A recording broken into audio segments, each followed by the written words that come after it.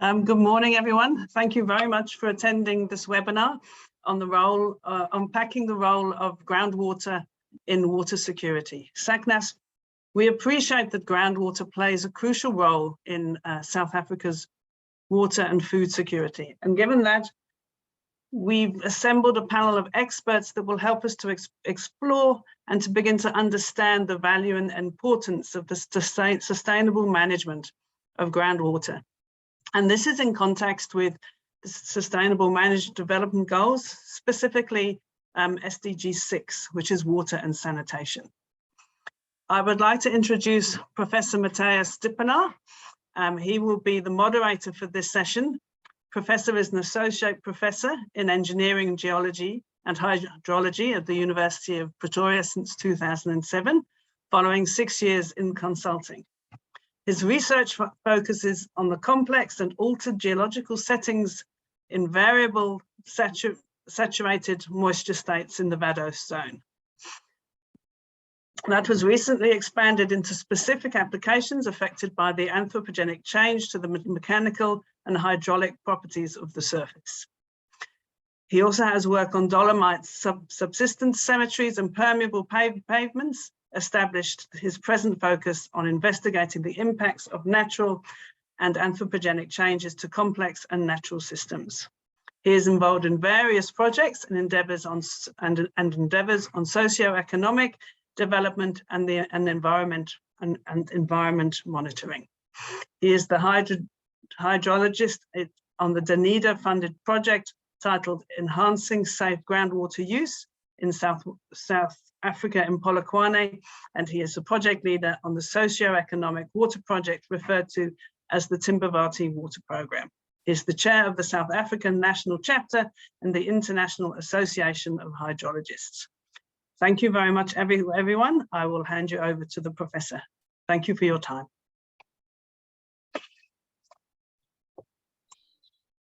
Thank you very much for that welcome. Can you see my video? Because yes, we can, Prof. Okay, cool. Thank you. Because yeah, okay, wonderful. So thank you for that good welcoming, and I want to welcome you all to this function as well. We're all looking forward to it. So just some quick admin. You will all get for this function 0.2 CPD points with SACNAS, and then just some arrangements. Keep your cameras and microphones off, and then very importantly, if you want to pose questions, do so in the Q&A, because that's easier to facilitate the questions. So post your questions in there, and then we will have one discussion with questions at the end of the session.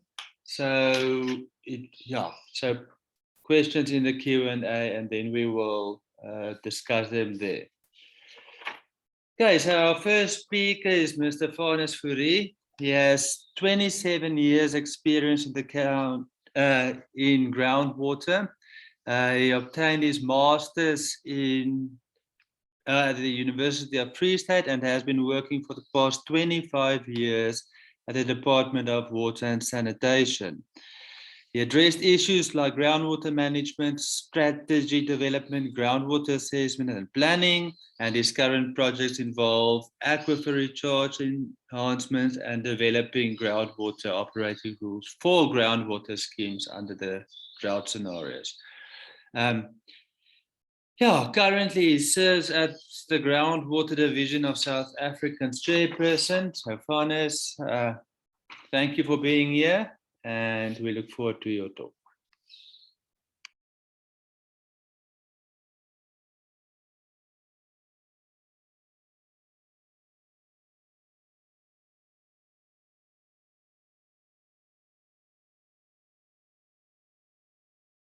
Hi, Mr. Fourie, we can see your presentation. If you could turn on your camera and unmute.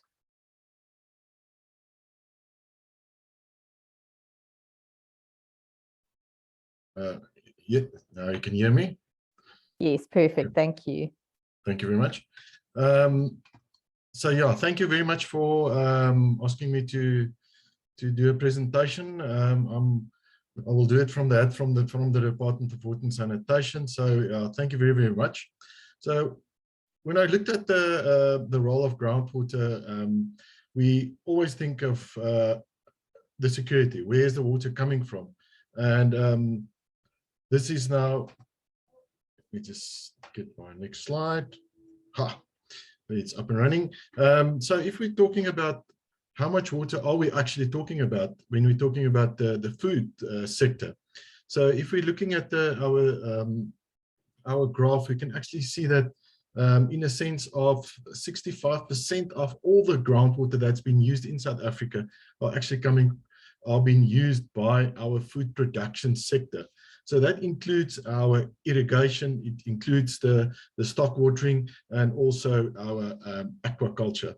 So if you look at the volume wise, that brings us to a total of about 1.68 billion cubes a year that's actually been used for the food that we are eating. But we know that not everything is all registered. So there's a big portion of not registered users, and that includes some of the stock watering. Some of the people are using a little bit more, or it's in the process of registration, and that's another 500 million. And that brings us to the total of, in a sense of 2.2 billion cubes a year that we are just using just to get food in our plates. So where are we then using this volume of groundwater? So the first picture you can actually see, that's where all the groundwater use in South Africa is. That's registered. That's got a very wide distribution. But if you start looking at from the distribution on where the food water, or the food sector is actually getting its water from, it's also spread out right through South Africa. And it's not just focused in specific areas where, let's say, close to Gauteng, in your Dolomites, in the Cape, it's all spread all over the South Africa. So when we're looking at the groundwater use, we need to look at what are the current policies for the industry. What are we talking about? We're definitely talking about, we need to do authorization, making sure that everybody have the authorization to actually use it. But we also need to understand, is it verified use? Because we're sitting with people that was using water long time ago, and are they actually using it still now, or are they want to use it, they want to apply for it now? And then a lot of the things that we are missing is the compliance of these regulations. We're seeing a lot of land-based activities, and those are not regulated, and that's where the things are coming in, that we are getting some sort of pollution, and we don't know which sources are actually polluting our groundwater. But it's not just on the quality side that we have that we need to look at, it's also on the quantity side. So protection of groundwater resources are definitely linked on the quality and the quantity, and we will look at it just now. And to do that, the best way is actually through an aquifer management plan or groundwater management plan, where you can actually make sure that all the aspects of your aquifer, your groundwater, is actually being addressed. And that can only happen through very good hydrogeological practices that that need to be complied to, or being done through with our hydrologist. So you definitely need to start looking at the sustainability of field. We've seen now with the droughts that we have, that our yield calculations need to be relooked, or we need to just, it's not the same as if you get constant recharge. And that brings us to the point where we actually need to start looking at how are we looking at our recharge. We need to maybe enhance our recharge through managed aquifer recharge, but it also brings us to how do we operate our groundwater and do the maintenance of our infrastructure. And that brings us to the point where, when we are talking, we're not silos. We need to start talking to our neighbors. We need to start talking within our community, and we need to participate into that. And that will help us with the partnerships, and Claudia will tell us a little bit more about the partnerships of one of them, and how are we bringing the risk into this? How do we, with the changing in climate in these partnerships, we can share this information, and brings us very closer to manage actually groundwater much better. But one of the ways to do that is through our data collection. If we're just looking at the protection side of it, as I said, we're looking at the quantity and the quality.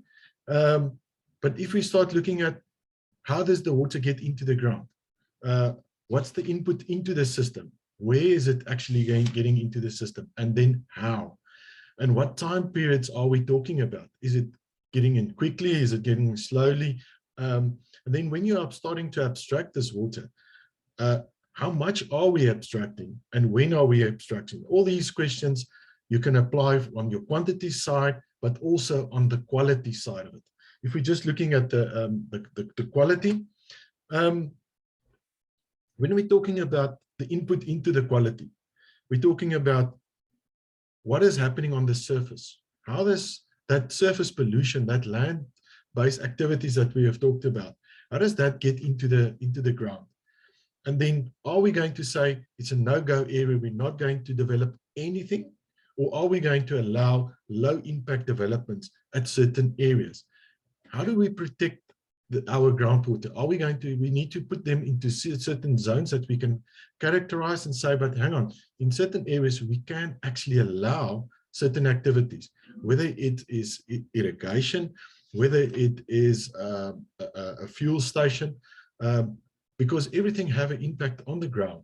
And we need, and that will depends also on what type of quality are we actually going to stop using when we're starting to irrigate our crops, in a sense. The easy way is when we're starting to just for a sanitation seal at the borehole. That's a quick win in a sense.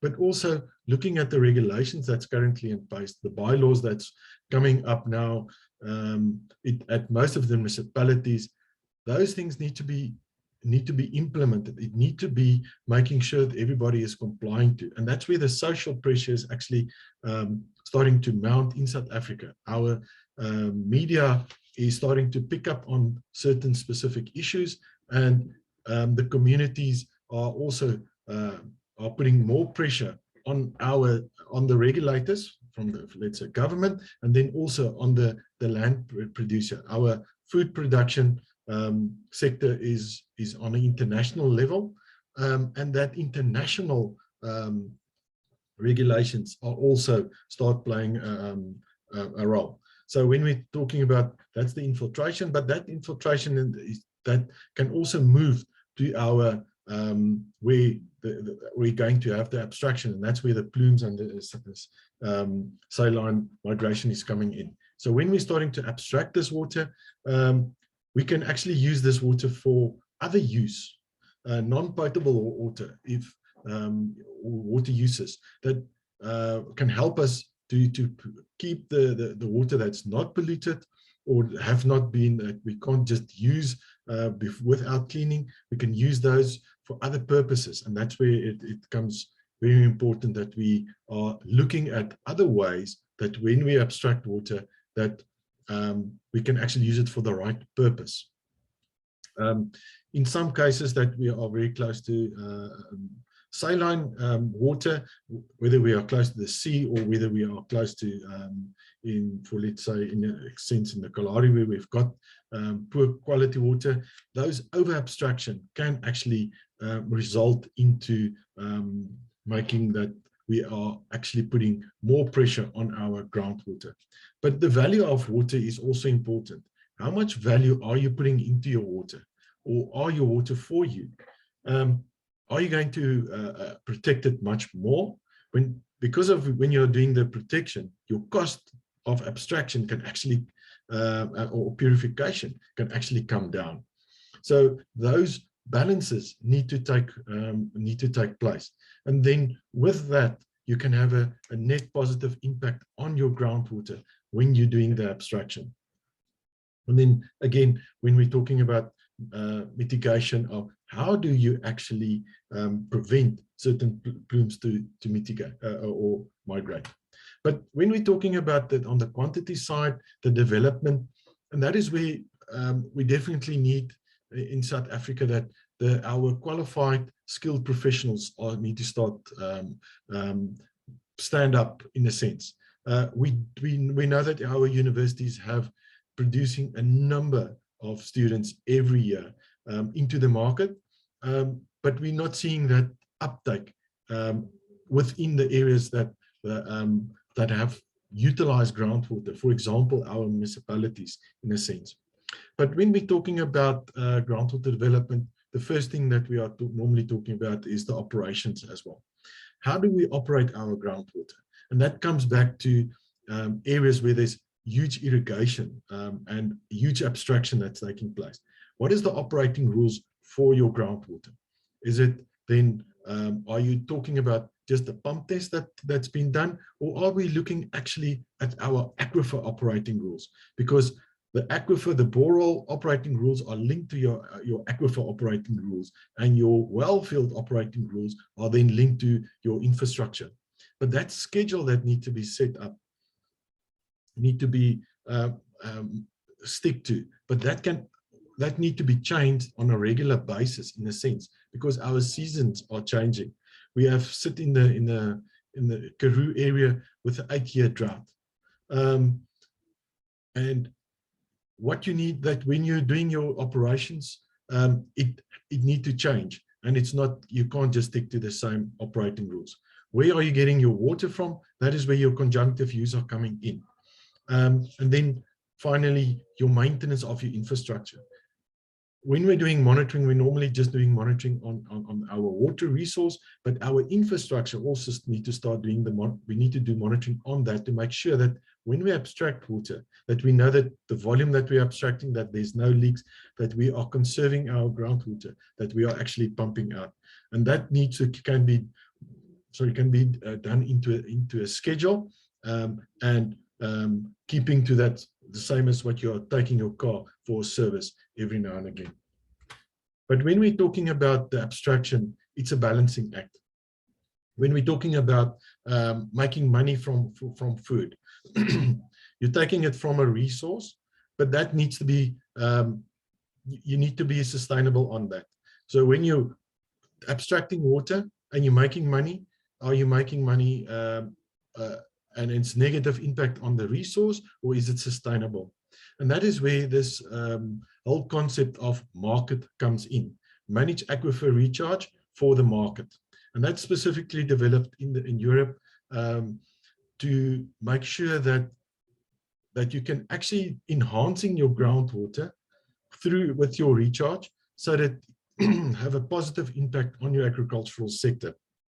And they can actually make it more money or benefit, financial benefit, when taking products to the market. So that you have, with the managed aquifer recharge, you can have a positive impact. So it's a natural, nature-based solutions that you can apply. There was 2 months ago, there was an article in the Landbouweekblad, Afrikaans agricultural magazine, that have attempted this concept of managed aquifer recharge for the farmer. From the department side, we are doing a lot, but it's more focused on the domestic water supply for the municipalities. So through various methods, the farmer can actually utilize managed aquifer recharge and enhancing its groundwater, so that it can actually have a positive impact. When we start looking at our sustainable development goals, there's 2 specific ones that we are focusing on, and that is the improving of the water quality, and then also the protection and restoration of our ecosystems, where the groundwater or the aquifers are falling in. With this, there was limits set on the quality as well as on the water levels, and then intervention actions was developed, saying how are we going to do that? And then regular feedback need to be given to the UN on this. from just on the water quality, that's the 6.3. I've just taken an example of the results of last year for nitrate, where there's a specific limit for specific areas, and then they are measured on the current quality that's actually been measured. So from the groundwater point of view, we were looking at saying that how are we going to protect it and what will be the indicators? Firstly, they started off to say, but okay, we need to talk, we're talking about the volume, how much groundwater is available. But because of a lot of the are not yet developed or identified or characterized, we talked about the water levels. So we were reporting on the levels.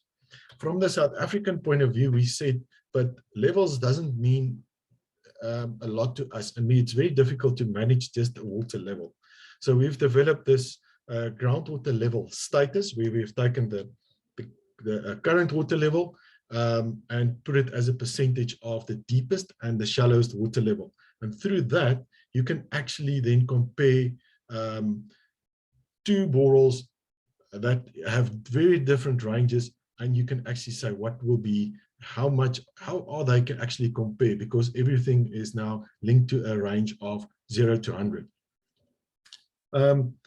But also we need to say that we're talking about the deepest water level, but it could also be the critical water level that was determined for that specific borehole, or you can actually use your water strike as your 0 level.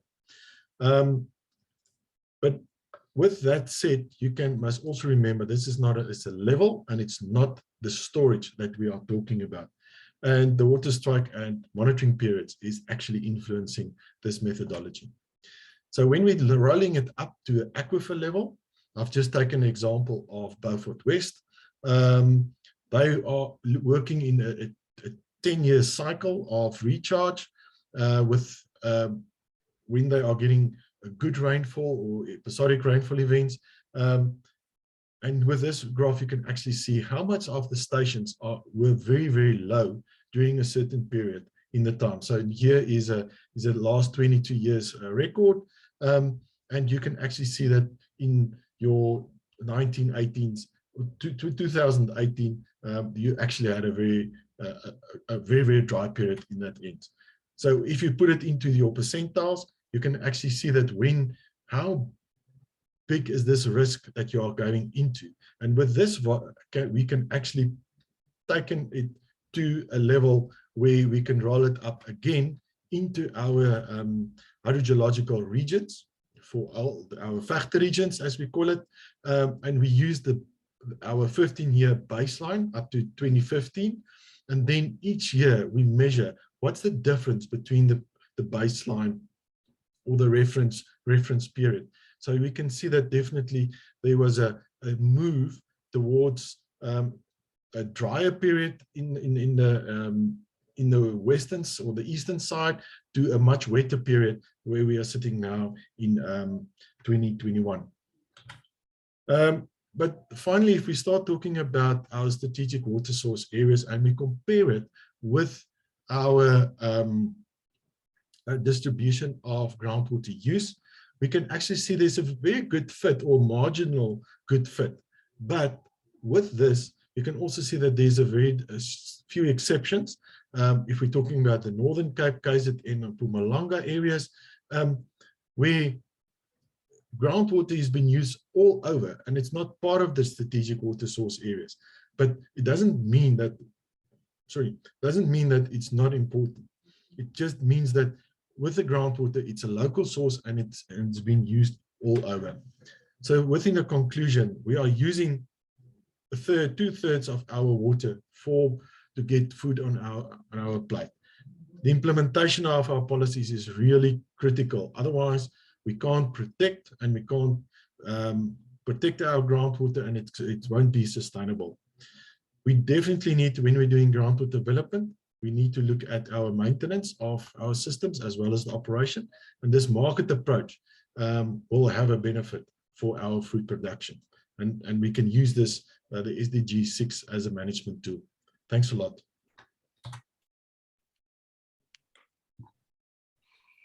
Thank you very much, Farnes. Very interesting talk. We appreciate your knowledge and your service to industry. It's Thanks a not, lot. we don't miss that. Thank you very much. Pleasure. Next, we have Dr. Claudia Schacht-Schneider. She's been working in the water sector for 20 years with a postgraduate studies focused on water demand management and on water uptake along ephemeral rivers. And later she experienced in the government research council and the NGO sector that gave a wide-ranging experience in the research field. Yeah, and on the ground project on various water topics relative in Southern Africa. Claudia has authored and co-authored 16 scientific papers and numerous reports, and for the past 8 years, Claudia has been working in the Water Stewardship Program Manager at the WWF in South Africa and looking to enable and facilitate multi-stakeholder partnerships around key water issues such as water quality, alien plant invasion, sustainable groundwater use, and sustainable water use in agriculture. So I hand over to you. Thank you very much for your time. Thank you very much, Professor. Thank you very much for the opportunity to speak today. It's wonderful to have such a fantastic audience.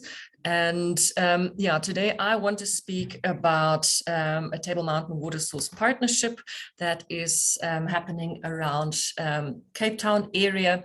And it's very much, I think, Mr. Fourie has just given you a very nice whirlwind overview of the complexity of groundwater and the many, many issues that groundwater faces. And what we're trying to do is very much take an applied approach to try and understand how we can really make a difference in a very localized setting. The reason why we've done this came out of the Cape Town kind of day zero period. And for quite a few of the audience are probably familiar with that period. And if you were living in Cape Town, you saw a lot of drilling rigs going around Cape Town, and you could see that a lot of residents were making themselves an alternative water supply. And it really beckoned the question, do we actually know how many boreholes there are in the city? Do we know whether that use and this kind of increased use at a residential level is sustainable or not, knowing as well that the city of Cape Town is augmenting its own bulk water supply with groundwater from the Cape Flats aquifer and the Table Mountain aquifer. So that was the kind of impetus to say, okay, we need to start looking at some work. And that is really where the WWF got involved in the first place. Typically, as Farnes also said, he was talking about the water source areas. There are 22 surface water source areas in South Africa. They pretty much make up the 10% of land that produces 50% of the surface water runoff. So it's pretty much our water factories of the country. Historically, as pretty much all over the globe, we are very used to using and focusing a lot of our water use on surface water. But we must never forget that in this country, we also have 37 groundwater source areas in which recharge is particularly strong. And that is what Farnes was referring to just now as well.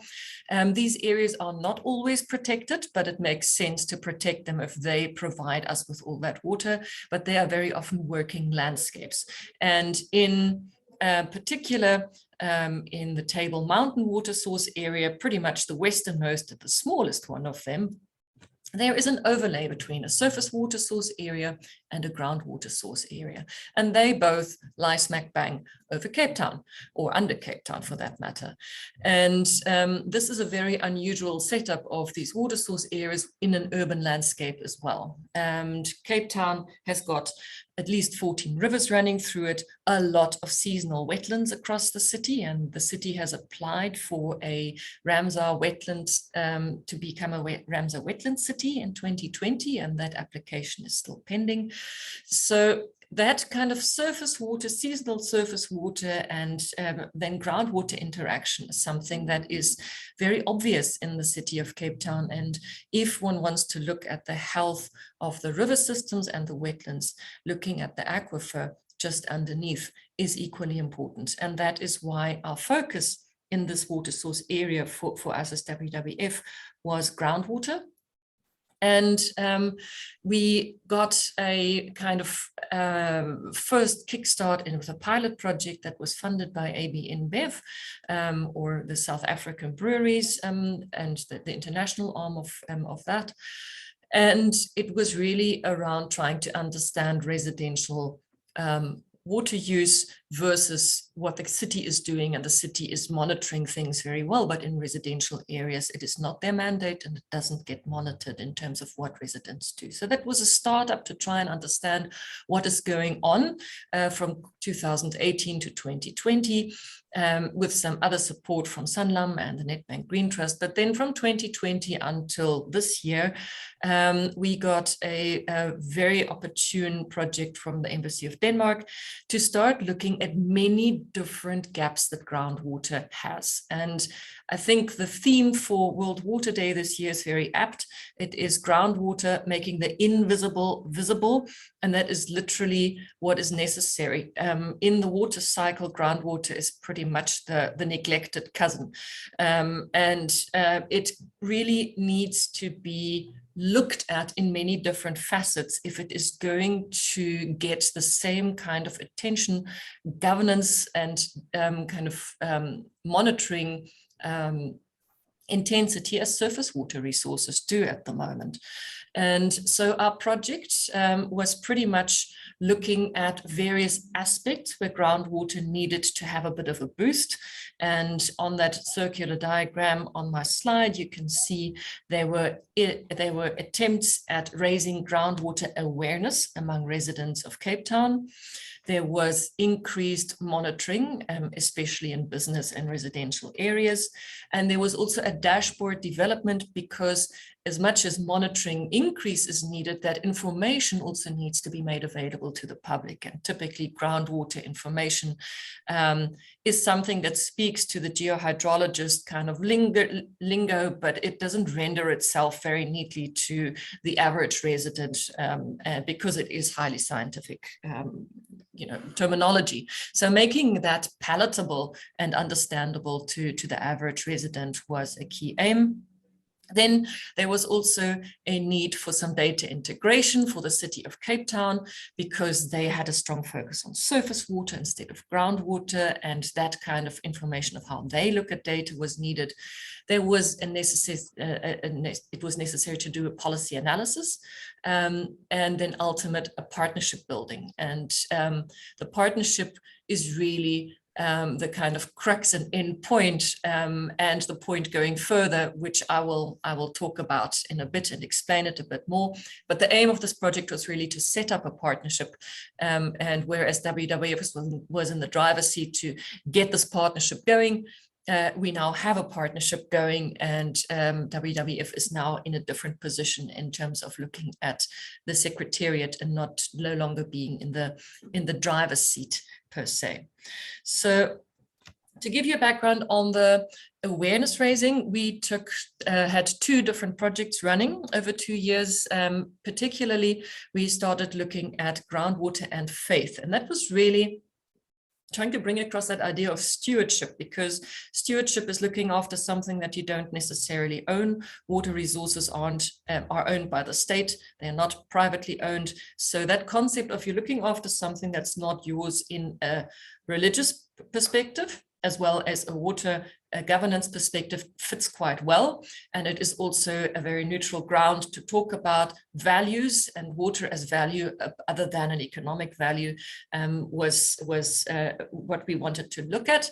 We asked the Green Anglicans to step in for us, and we really developed Sunday school materials with groundwater content. We had 13 young water disciples that studied both scriptures as well as went on a whole load of environmental education work, trying to understand how scripture and environmental, looking after the environment, dovetails with each other. And there were water sermons, prayers, liturgies, and even global interfaith discussions on water and faith. It smack bang came together with the COVID pandemic, where normally these kinds of faith engagements are very face-to-face. It was quite hard, and we had to do this online. And one of these quotes was really touching by one of our young disciples, saying that at church you get filled by the rain, but now under COVID you need to drink from your own well, from your sacred water within. So that kind of described the value of how they kind of were able to bring the faith-based values together with water. And that was the whole aim of it. The World Council of Churches internationally has now also asked to use the Green Anglicans resource materials about groundwater, and they are internationally available. So that had made quite a bit of waves, and in a way, COVID and all the online sessions actually brought that about. The other awareness raising opportunity that we took up was to partner with Green Pop, and that was really a development of groundwater curriculum materials for grade 5 and 7 on groundwater, and there were educational videos made. It was also COVID period. It was done in Xhosa, Afrikaans and English, and it was also put into teaching plans. And we reached, I think, over 30 schools in the Cape Flats area with over close to 1,500 to 2,000 pupils. And we received 103 posters by pupils that wanted to show their knowledge on groundwater. We had a wonderful winner from Kanamaya Primary, and that groundwater message was then turned into an awareness billboard in Cape Town that was also displayed in Cape Town for over a month at 33 different sites. And the ambition is really to get kids interested in groundwater, to also hopefully be able to drive groundwater into the formal school curriculum. That is kind of the long-term aim that we have with this particular activity. Then we also talked to a different audience, and that was the kind of art lover, the tourist. And there are 2 wonderful groundwater murals, large scale at the Makers Landing at the DNA waterfront by the local artist Nardstar and a Danish artist called Eske Toborg. They are very well worth visiting when you are in Cape Town, and that really describes that kind of looking at groundwater and trying to look at groundwater from an artist's perspective and trying to bring awareness about it through the art medium. The next kind of piece of our puzzle that we worked on was increasing groundwater monitoring for businesses and residents in Cape Town. And whereas the AB InBev original pilot study looked at Newlands and the Epping area, for this particular piece of work, we were able to add Kommetjie, Noordhoek, Brockenfell and Bergvliet neighborhoods. And this really was done with the help of the hydrogeologist company GEOS and postgraduate students from the University of the Western Cape, who went around door to door and did a hydrocensus, which means they were counting how many boreholes there were in the area. They offered an opportunity to speak with residents if they had any queries, if there were any issues, and they basically then asked for volunteers to help us do a residential monitoring program on groundwater. And we were able to install 17 new groundwater loggers in the neighborhoods. And that data is being regularly fed onto a public groundwater dashboard. What was really interesting to note, and this kind of comes back to one of the points that Farnes was making earlier. There were 683 boreholes counted, but then if you look at the database that is registered with the City of Cape Town, only 333 were registered. Very often there is not enough understanding of how many boreholes there are in any area. The other thing that was really interesting that came out was that about half of the boreholes that were counted in the hydrocensus were basically drilled in the day zero period or after. So that was really a direct response to this drought, and people reacted to it and wanted to have that surety. So that was an interesting response from residents as to how they are dealing with groundwater. And now that they have the infrastructure in their backyard, they automatically become involved in groundwater monitoring, management, and they are a direct stakeholder in groundwater management that needs to be somehow addressed and included when we talk about groundwater governance. I was talking about the loggers that are putting groundwater level data. So it's the level data that gives you the idea of whether an aquifer is doing okay or not. It's almost the equivalent of a fuel gauge in a car. You know, how are you doing? Are you close to empty, or is it refueling? Or it's kind of that equivalent explanation. And we were not looking at directly monitoring direct use. We are looking at the health of the aquifer. That information is fed onto a groundwater dashboard that's been available since World Water Day. And it has got two versions, a deep dive version for anybody that is interested looking at groundwater data in the Cape Town area in great detail. It's really great for anyone with a good scientific background that wants to get information out, or a quick view version that is far more tailored to the average resident that wants to understand how many boreholes there are in the neighborhood, or what the typical water level or water quality might be in the area. One of the efforts was to bring as many of the data points of groundwater around groundwater onto this database. Groundwater data is notoriously scattered and is not easy to get by. So this was one of the first efforts, and also getting rainfall data on there. And there have been, thanks to the loggers, regular level data for these 6 neighborhood areas, and we are definitely open to receiving more data in the future. Here is the link to this particular website. Also, I can put it into the chat after my talk as well, if you want to have direct access to it. Then for the data integration. So City of Cape Town has historically been very surface water focused. The 6 big dams in Cape Town providing most of the water. And now it is time, thanks to the drought, to start augmenting with alternative water resources, and groundwater being one of it. And the question is, with the bulk water decision support system, which is an online system, super detailed, giving the city very good online information as to the entire kind of water funneling process.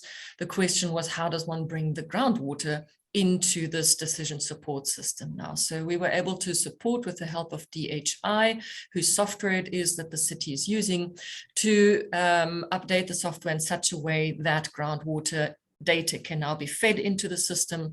There's already real-time monitoring from 7 boreholes. There will be another 16 that is going to be added. And that also gives the city now an opportunity to make forecasting for groundwater, and not just for the surface water resources that they are using. On the governance point, there was a policy analysis done, and that was very much focused on some of the policy gaps and understanding how the different policy levels fit together, from national to the city level, and then also to the kind of stakeholder level who's a groundwater user. And the question was really, if we want to look at groundwater use at a local level, we need to probably work on partnerships. And that is exactly what the groundwater strategy says. And that is really what we are trying to grapple with the partnership. And this groundwater policy review that we did was really trying to inform what the potential options are for us in forming a partnership. And ultimately, this partnership was launched. We started it in March 2020, very much online, but we were able to launch it face-to-face in November 21. And with that, the role of WWF as the previous kind of driver of all of these efforts was now to step back into a secretariat role, where actually the chairing of this partnership is by the National Department of Water and Sanitation. We have got 9 founding members of this partnership, which is national and regional Department of Water and Sanitation, University of the Western Cape, University of Cape Town, the Water Research Commission, the City of Cape Town, Green Cape, ABN Bev, the Danish Embassy, and the WWF. And our focus is sustainable groundwater management and governance. We are still very much co-creating the shape of this partnership, but where we want to look at next is not so much anymore a groundwater quantity focus. We want to keep, obviously, the monitoring, the dashboard ongoing, but we would love to also start looking at the groundwater quality, which Farnes has also indicated is of key importance, and then also looking at this surface to groundwater interaction that is so important in the Cape Town setting and also in other areas of South Africa. And as you can kind of understand, what we did was very much a puzzle building exercise of different activities, of different partners. And that is exactly the kind of idea is you need many different stakeholders to make groundwater governance possible. And this is a reflection of all our founding members and their representatives. Thank you very much.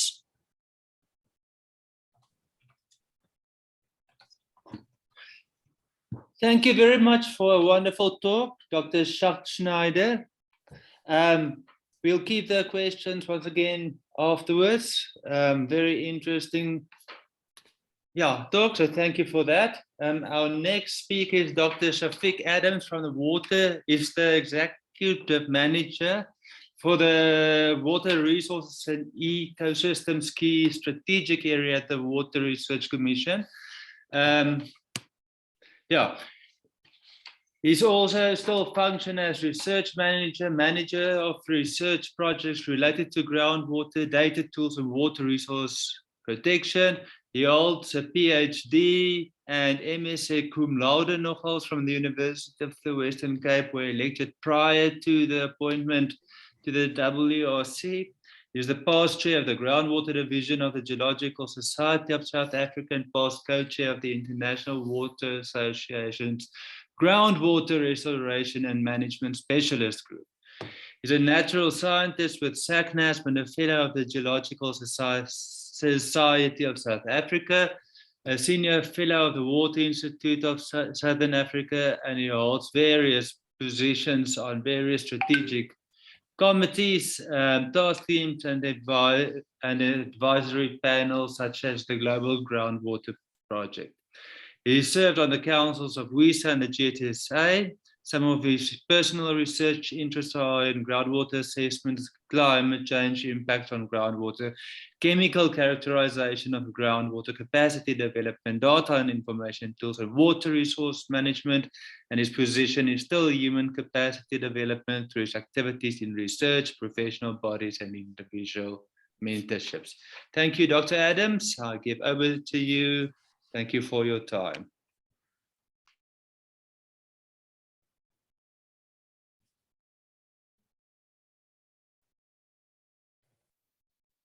Thanks. How do I minimize this? Okay.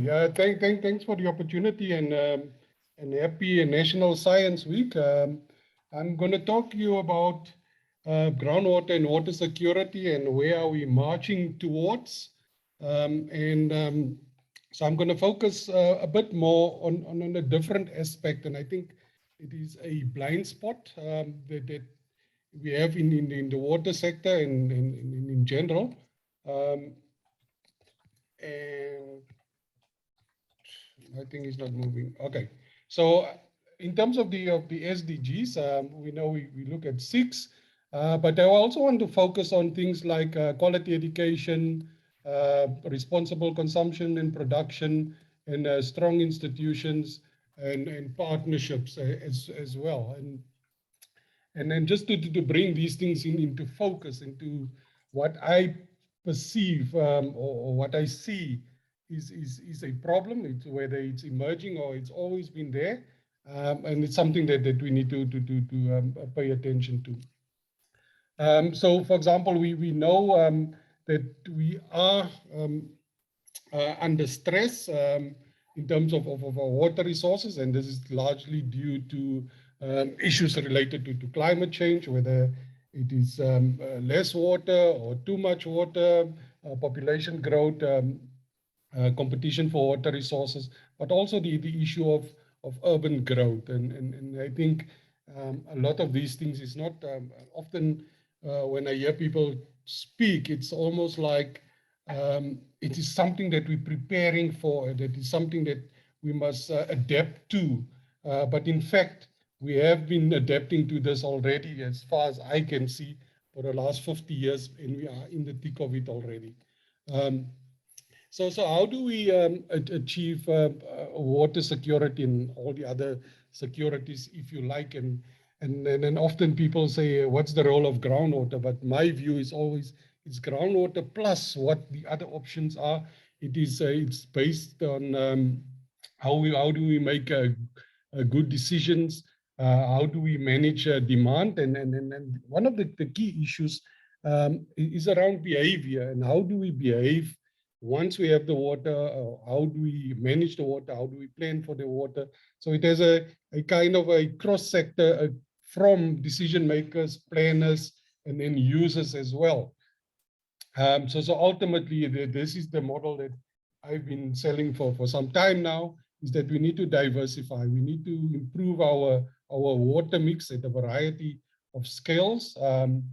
And because that's the only way that we're going to get this water security thing right. So the way we do that is we can look at different scales and contexts.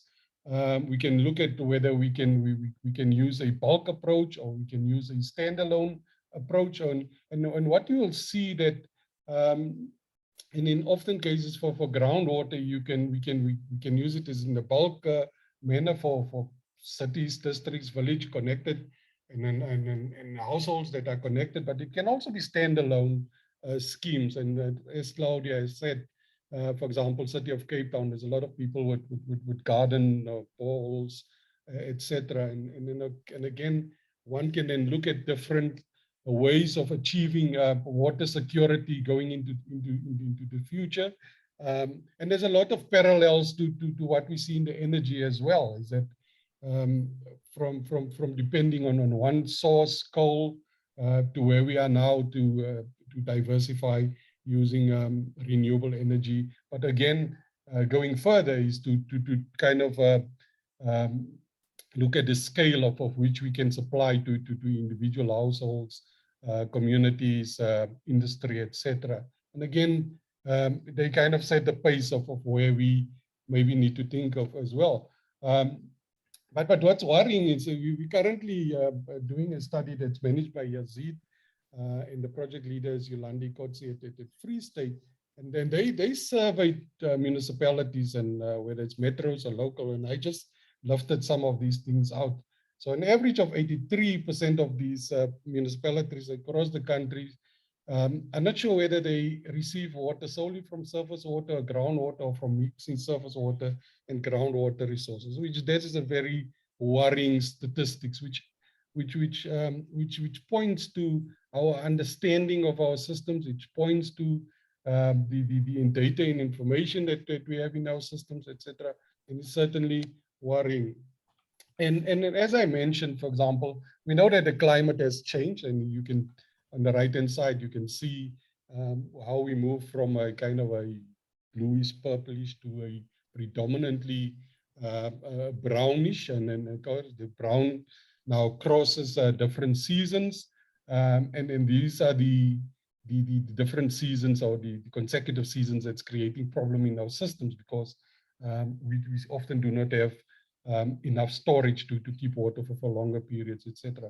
But even if you look at on the left-hand side again, you look at how silly often we are in terms of our groundwater utilization. And this is just an example in the urban sector, where, for example, we have a building in Pretoria that discharges from its basement, which is groundwater, into a stormwater system, but at the same time imports almost the same amount of water into the building. So again, it shows that if we use it better, we can, in essence, go off grid for a lot of our buildings. And and again, if we look at, and this is 2022, is the year of groundwater, making the invisible visible. And again, we look at who needs to look after groundwater, and who needs to ensure that we have water security in general, and groundwater in particular. So, for example, issues around groundwater experts, do we train enough? Are they properly trained? And I think we've had a lot of discussions around that. Are we producing too much? Are we producing too little? Are they being absorbed all over the place? what's the state of the knowledge of policy and decision makers, users, etc. And so I'm going to take you through some of this. So this is a paper in Nature, and this talks to climate change literacy in Africa, and I cropped it a bit. And so if you look, and you can do the correlations yourself between the bottom two figures and the in the green upset. So, but what we have is that our climate change literacy rate is generally very low. It's less than 40%. It is, and if you correlate to where we have extreme droughts and extreme or heavy precipitation events, you can almost see that line going from the Eastern Cape up until Northwest, and again you see similarly where these things are, and the issue with this is that we are not well versed, or we are not literate in terms of what this means, and it's very it's concerning, and maybe it explains in a sense what, for example, we see in the Eastern Cape in Nelson Mandela Bay, which is going through a terrible drought, but what the officials or the municipality or the departments cannot get right is to depress water consumption. In fact, some of the stats I've seen, it went up, and which speaks to something.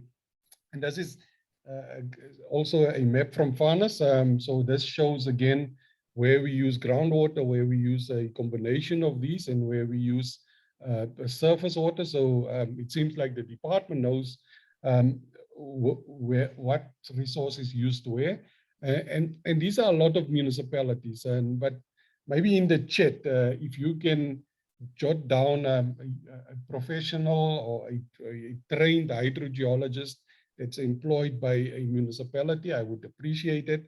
The best I could do is probably, on one hand, I could count of people that I know of or heard of, that it's in a municipality, and then this points to the problem, and I think, so what must we do better? Certainly, and this is also work that we've done many years ago, but it's still relevant, is that once we get to the planning and decision making and cross-sector collaboration, which essentially is at a very local scale, the wheels start to come off. And I think this is one of the problems that we're having, is that we might have very good, and I'll show it later, very good policies, tools, etc., acts and whatever, but at a very local level where things need to happen, where services are delivered, where the resource, and especially groundwater, which might be a localized system, needs to be extracted and managed, it's a problem, and it does not bode well. And I mean for water security as well, part of what we're also trying to do is to start building it as infrastructure, similar to a dam. So the concept of ecological infrastructure or green infrastructure, because this is basically our infrastructure where we bank excess water and so forth, and we need to. And then again, we've got very good policies. We've got one of few countries in the world that has a artificial recharge strategy, driven by farmers and companies, etc. But again, once you start looking, so you want to do all these fancy things, but what we start to see is that our data for decisions and intelligence is not where it should be, and especially for groundwater, which we all say is fairly complex, and we all use anisotropic, heterogeneous, etc. And those type of complexity requires a lot of data and information, especially if you want to scale it, and if you want to scale it to different areas when you deal with complex old geology, fractured systems, etc. You actually need more data and information. You need to understand your system much better than you would understand everything else. But institutionally, we've got a dam engineering mentality, etc. But hopefully that will be changing soon. As you know, the department has worked or is working on reintroducing a groundwater directorate or subdirectorate or whatever they're going to call it back into the department. But also the issue around how we develop groundwater and the concept of only developing it as a point of extraction to put in the reservoir or into infrastructure, but also how do we look at it in terms of a broader settlement development, and how do we start building this into issues around water sensitive design, because it can be, as I said, ecological infrastructure, so it can receive treated water, it can be a buffer, it can, whatever we want to do with it, but it can also supply water to settlements, it can be used as a heat exchanger, etc. And then again, once we start, if we get into that, but again, the more complicated you get, the better skilling and better planning and better local capacity you need. And then I always say that we need to look at, and so the field hydrogeologists and the guys doing this will know that everything is context driven. You need to do it where you are, with what you have, and so forth. And again, that then requires a much more intensity in terms of resources, human resources, capital resources, etc. Something that we do not necessarily see, because often we sell or they buy the lie that groundwater is cheap, it's of good quality, and it is where you need it to be. That still in many textbooks up until today, and I think that is something. So context-driven implementation at a very localized scale, and we need to get right. And so just maybe again to recap. I mean, we have a lot of resources, tools, guys, decisions, policies, strategies, but the implementation and by all accounts, we know that this is indeed an issue. And as you say, at the local government, at the local municipal level, where this service is being provided or where it is being managed, it's terrible. There's very little policy conversion in terms of things like we want to do. So what's going wrong? And I've developed this triangle. So I have the purpose and vision, and I think it's there. Strategy and tactics we have there, but the implementation environment is problematic. And we see it again, and we see it more and more in droughts. And it's not just local authorities, also the professionals. It's the groundwater experts often where we see some of these things happening as well. And so there's this concept of doing things right versus doing right things. So we know at the local level, if you go and interrogate the procurement and the tenders, you will not find a lot of fault at it, because they follow certain prescripts and they follow certain processes. There's nothing wrong in what they do. Often the concept of we want to drill balls, or we want to get people to drill for groundwater might be a right thing. It might be an intervention in terms of emergency. And we see this with a lot of these voluntary or NGOs going on. Nothing wrong with that. It's emergency intervention, but that is not sustainable. Water supply should be developed. It should follow a scientific approach. And a good example that I always talk about is that the work that's been done, Nelson Mandela Bay as well, and that group, and similarly in other places in Hermanas, and we can name, and we've got very good case studies for this, using best practice and minimum standards, an issue of professionalism in terms of the whole development of the groundwater scheme, the science to practice things, what's new, what needs to be incorporated, but also trained and resourced units within where these services are being rendered. So often what we see is that a lot of the procurement and drilling, the equipment, water is being provided, but then everyone walks away. And then we run the schemes on a run to fail maintenance plan. until we need to go, and then the process starts again. Let's go and drill new balls, etc. So I think that's a huge problem. And then the resources and capabilities, and this to me is this blind spot that we have, is that we do not have the right skills at the local level. So whatever we do, we put those schemes on a path to failure.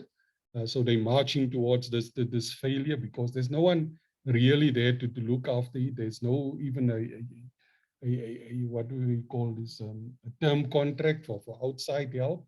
And again, one of the scary statistics that came out of the survey, the guys at the Free State is doing, is that an average of 79% of all local municipalities within South Africa are not sure whether in-house training is provided at the respective municipalities. So, and again, it points to, and this might be just general, but it points to the fact that even if there's someone that can assist, they are not being trained. And certainly I think that it's a gap.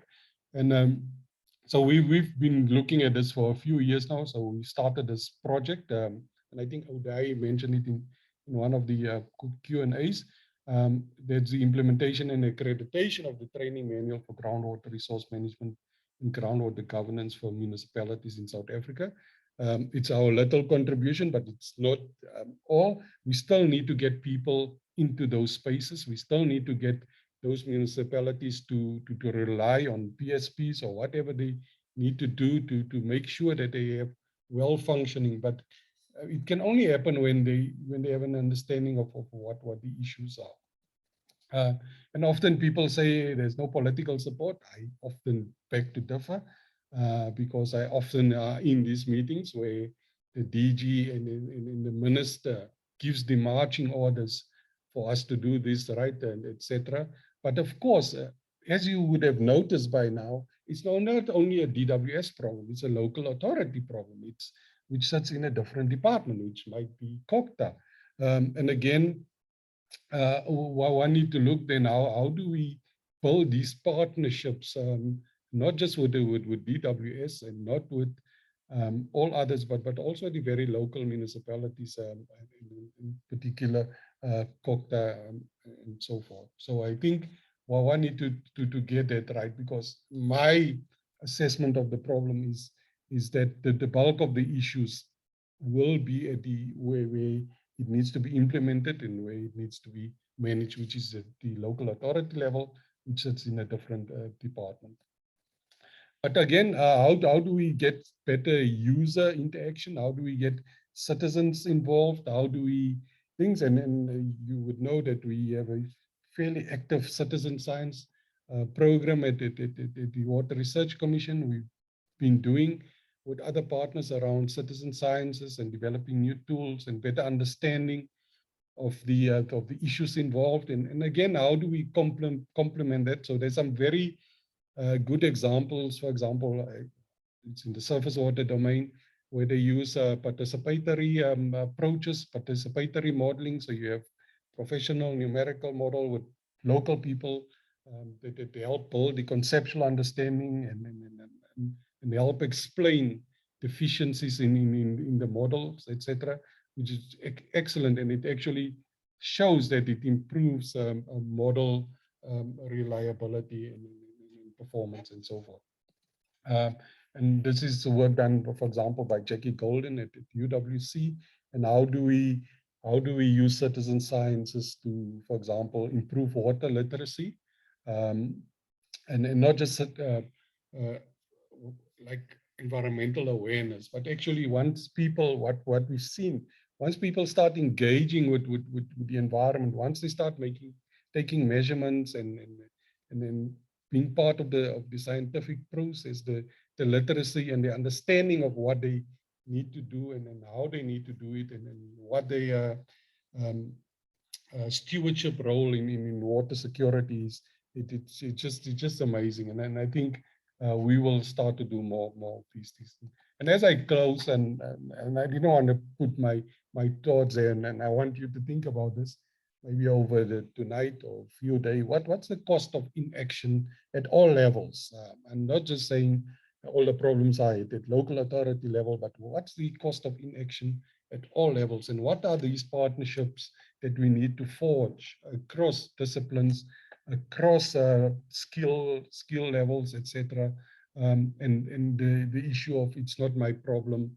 What is the department doing? And seeing that type of narrative cropping its head again in the chat as well. What's the department doing?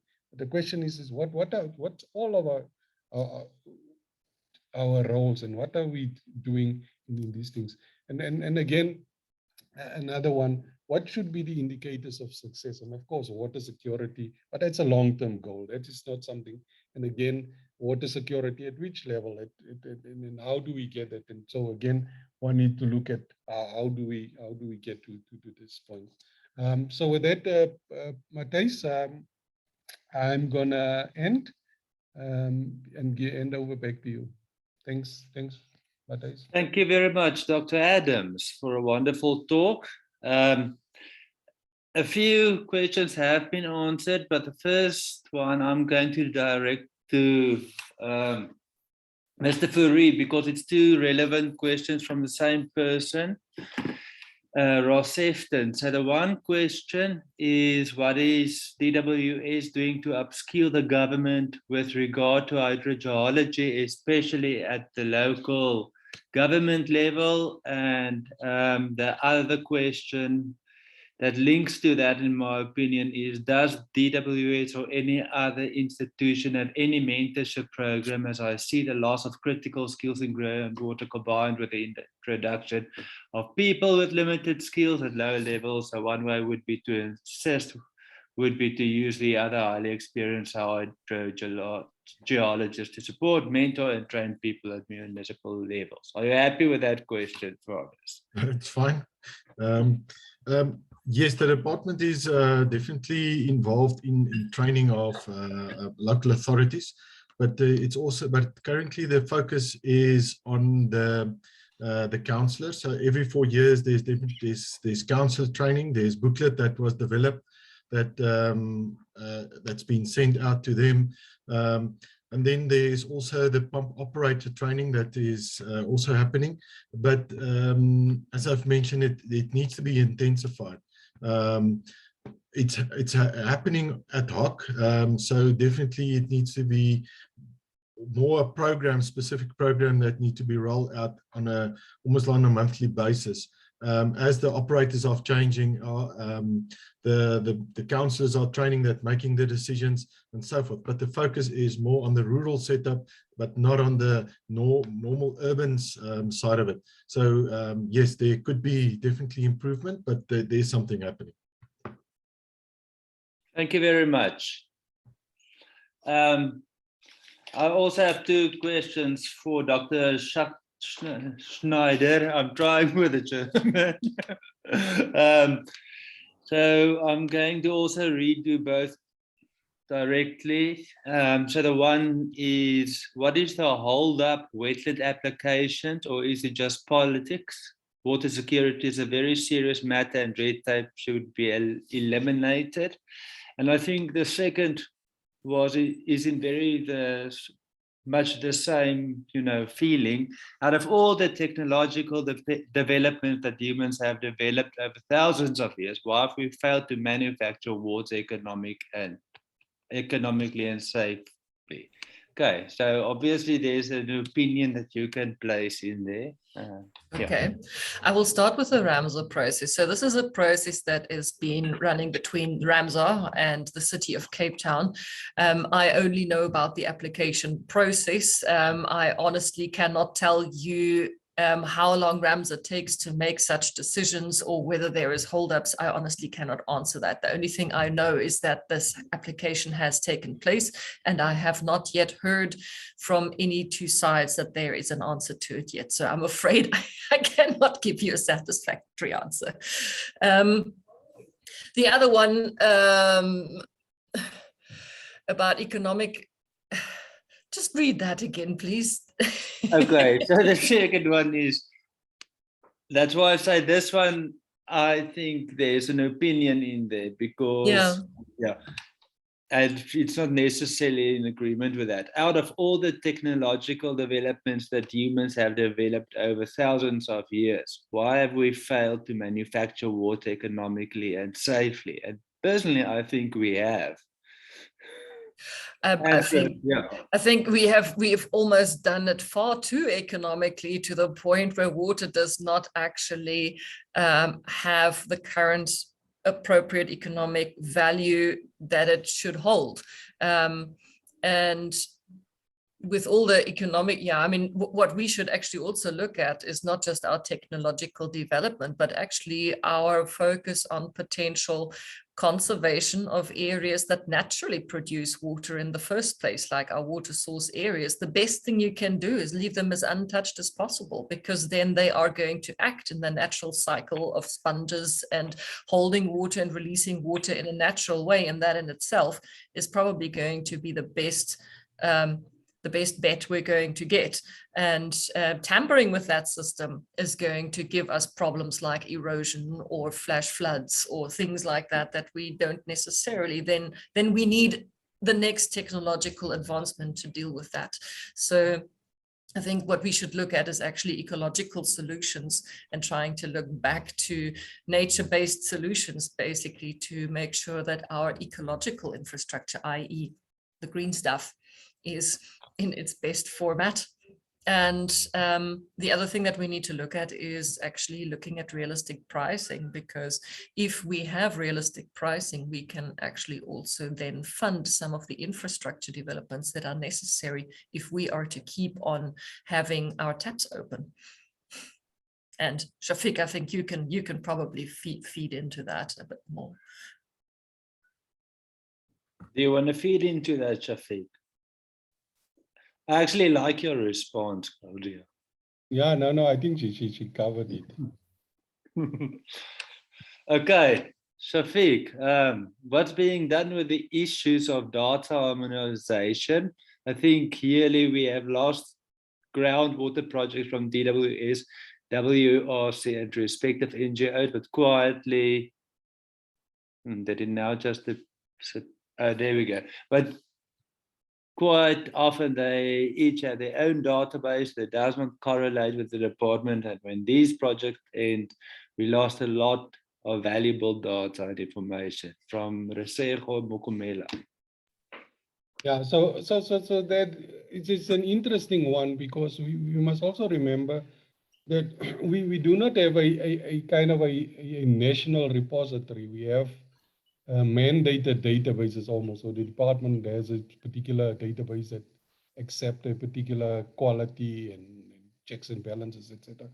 But we have been working on a couple of initiatives. I mean, Claudia mentioned what's happening in the city of Cape Town as an example. How do they start to merge different the databases?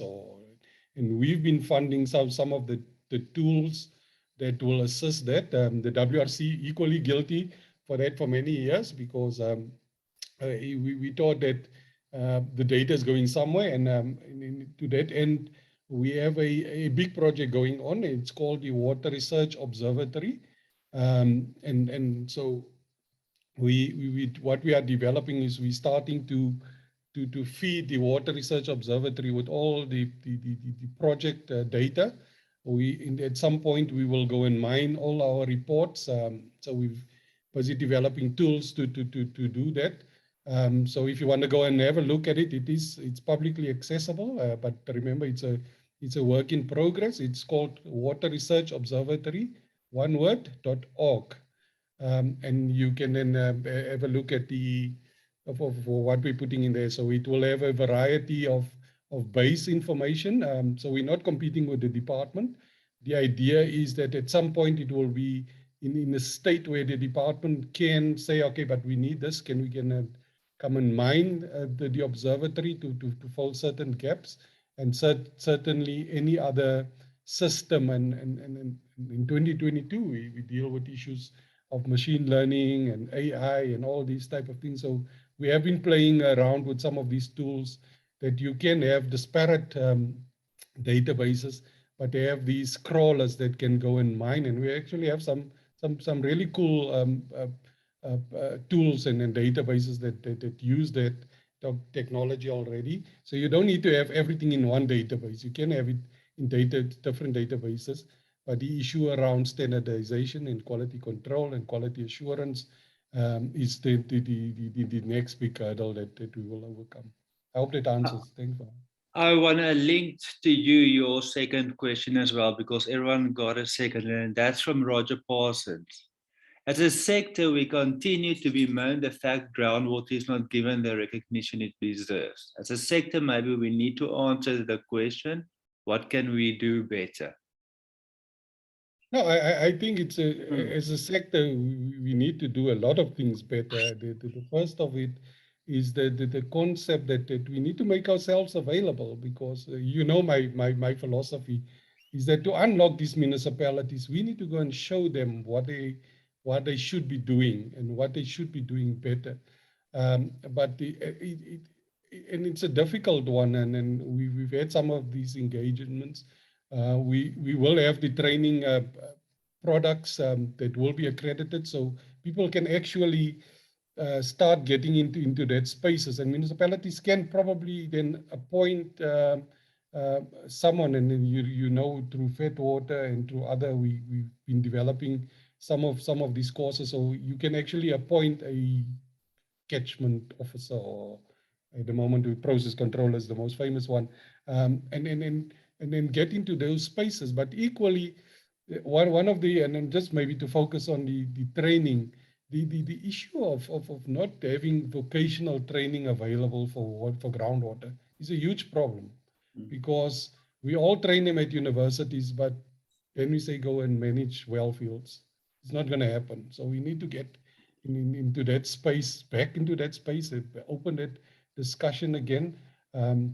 We need to lift some of these examples. I mean, Hermanus and Nelson Mandela Bay with a big groundwater treatment schemes. I mean, we should take the other municipalities to these places.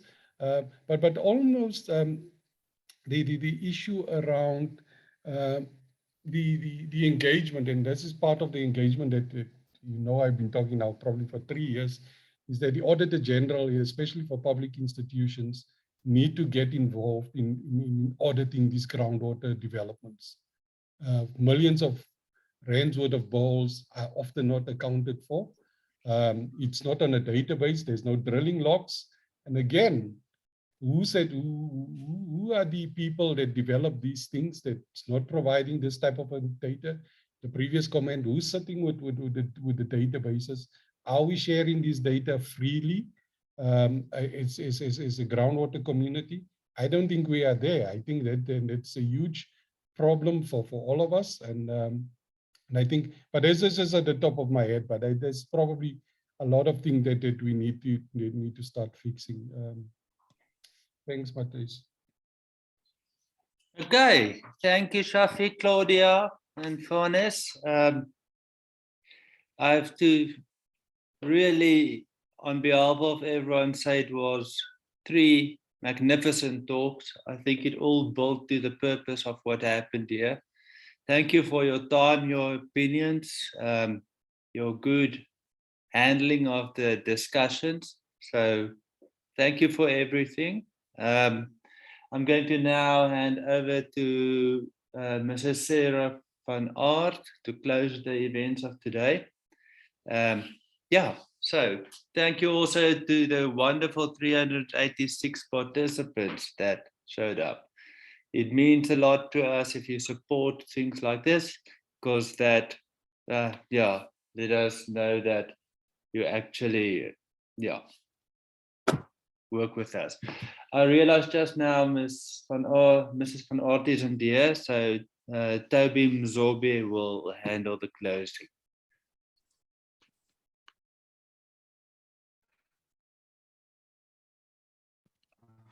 Thank you, Prof. Deepna. Thank you to everyone for attending this webinar today. It's been very informative. This is hopefully going to be the first in a series of webinars around groundwater that we actually want to do. Prof. Dipna did mention at the beginning that there will be CPD points for this, 0.2 CPD points that you'll be able to claim for once you receive your certificates, and that'll be done within the week. The presentations will also be available online on the SACNAS CPD website. So thank you very much for joining.